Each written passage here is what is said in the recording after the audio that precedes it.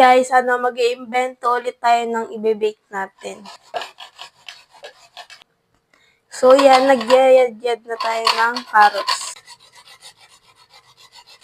So ilalagay na natin yung mga ingredients, eggs. So pagkatapos itlog, brown sugar na. Pagkatapos brown sugar, butter. Pagkatapos ng butter, oil, canola oil yan guys. Pagkatapos nun, raisins. Siyempre yung bida natin, carrots. Kasi carrot cake. Pagkasunod nun, apple. Spoon ng salt. Pagkatapos, half teaspoon of cinnamon.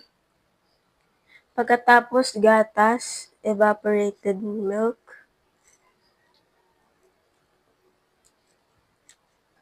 So, yan, haluin na natin unti-unti. So, ito yung mga wet ingredients. Mamaya na yung mga solid ingredients.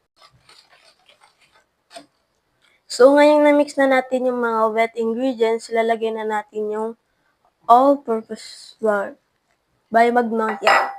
Baka naman. Half teaspoon of baking powder and konting yeast. So, ngayon na-mix na natin, lalagay na natin yung cashew nuts natin. Ayan.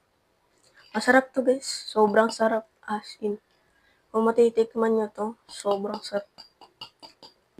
Optional lang tong cheese guys. Kasi love namin yung cheese, kaya lalagyan namin ng cheese. Grabe.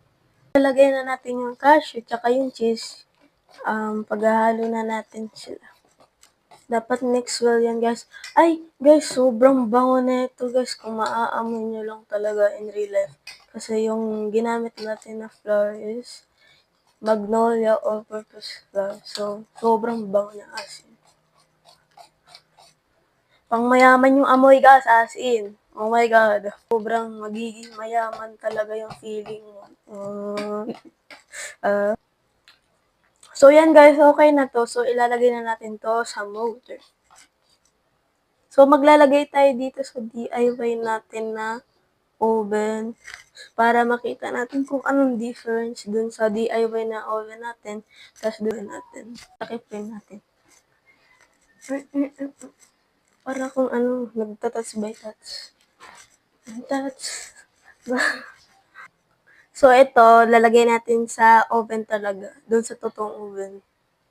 So, ito na yung totoong oven natin. Napainit na